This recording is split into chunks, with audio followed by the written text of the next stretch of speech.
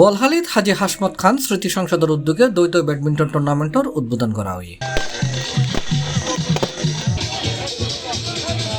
ডিসেম্বরের 6 তারিখ শুক্রবার রাতে পশ্চিম শাকপুরাত বিশিষ্ট ব্যবসায়ী হাজী মমিনুল হকের সভাপতিত্বে খেলার উদ্বোধক আছিল শাকপুরা ইউনিয়ন বিএনপির সভাপতি আলহাজ আজম খান। এটা প্রধান অতিথি আছিল উপজেলা বিএনপির আহ্বায়ক হাজী ইসহাক চৌধুরী।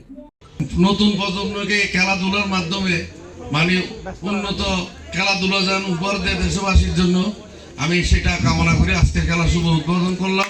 অনুষ্ঠানত বিশেষ অতিথি হিসেবে উপস্থিত আছেন শেখ মনির, আরিফ চৌধুরী ছুটন, জামাল উদ্দিন, আলী আজম তালুকদার, মাহবুব আলম, মোহাম্মদ পারভেজ, রমজান তালুকদার, ইব্রাহিম চৌধুরী মানিক, মীর মোহাম্মদ ইলিয়াস, আরিফিন রিয়াজ সহ আরো বহুত কি হয়।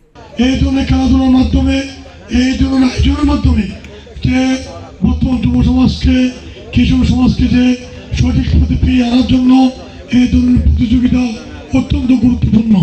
এই গুরুত্বপূর্ণ কাজ যারা আয়োজন করেছেন তাদেরকে আমি বোয়ালখালী বিএনপির পক্ষ থেকে আন্তরিকভাবে অভিনন্দন জানাচ্ছি।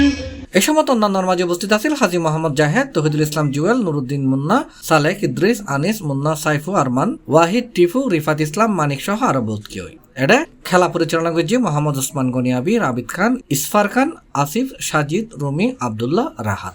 উদ্বোধনী খেলার প্রতিদ্বন্দ্বিতা করছে চৌধুরী পাড়া ভার্সেস বটল কিংস এবং হক জুটি ভার্সেস 7 স্টার। শুভ উদ্বোধন করছেন সবাই করতালি প্লিজ। C+ চট্টগ্রাম।